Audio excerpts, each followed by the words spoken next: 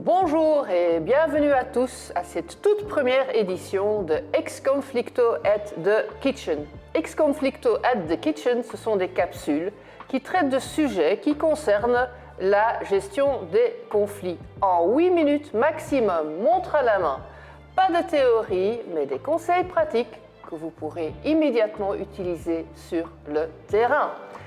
Alors, une question qui nous est souvent posée, et une situation dans laquelle on se trouve parfois, est de comment gérer une personne mécontente, plutôt agressive au téléphone, qui n'arrête pas de parler, qu'on n'arrive pas à raisonner.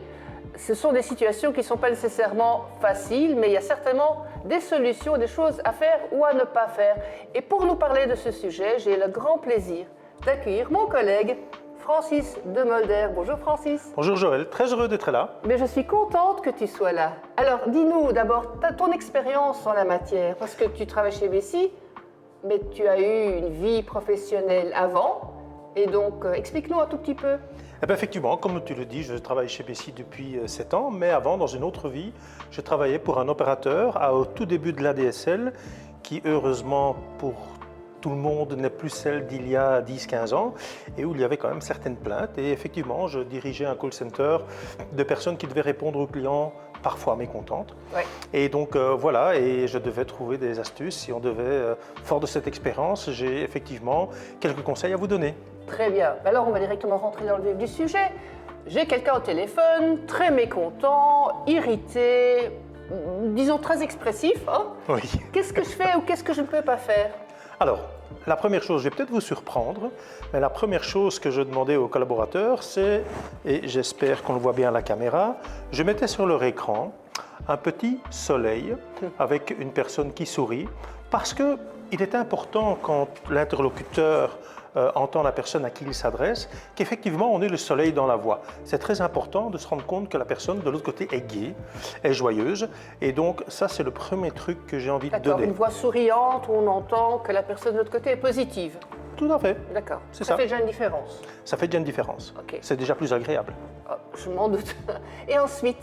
Alors, il faut toujours partir du principe que même quand une personne est mécontente, c'est une expérience qu'il faut prendre. On a toujours quelque chose à retirer de ce genre d'expérience, que ce soit pour nous personnellement ou pour l'entreprise, parce que grâce à cette expérience, on va pouvoir modifier des processus ou la gestion. Donc, ne pas le prendre personnellement pour commencer et se dire que finalement le client nous dit quelque chose. Absolument, il y a un message. D'accord. Donc on écoute le message et ensuite? Alors, il y a la voix qui sourit. Alors, si c'était le seul, ben, ça se saurait, mais il y en a d'autres. Alors, et la deuxième chose, c'est la gestion des silences, qui est très importante, parce que si effectivement vous intervenez chaque fois que la personne parle, la personne qui est énervée, qui est agressive, a envie d'expliquer tout ce qui s'est passé. Oui, et donc, ça il est doit sortir. important, oui, absolument, il faut la laisser parler, et donc il faut savoir gérer ce silence.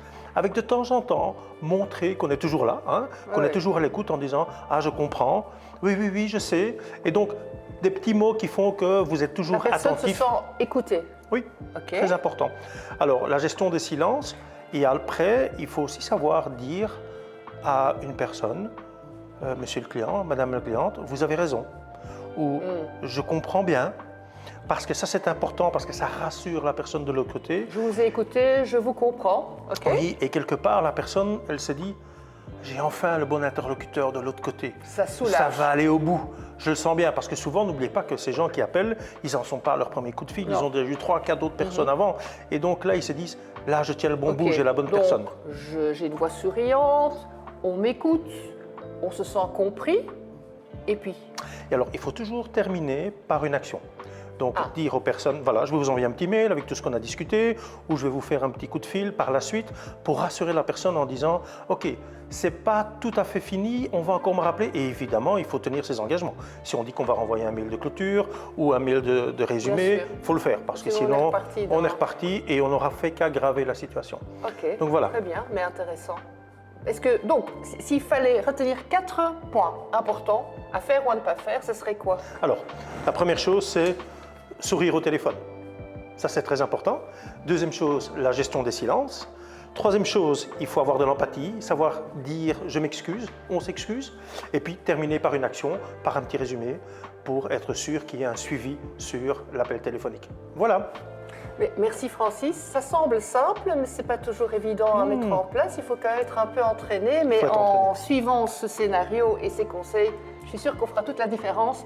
En tous les cas, merci d'avoir suivi ce tout premier Ex-Conflicto at the Kitchen. Vous avez encore des questions, vous avez des suggestions, mais vous pouvez nous retrouver sur notre site web www, c'est encore assez nouveau, exconflicto.be ou par email info@exconflicto.be.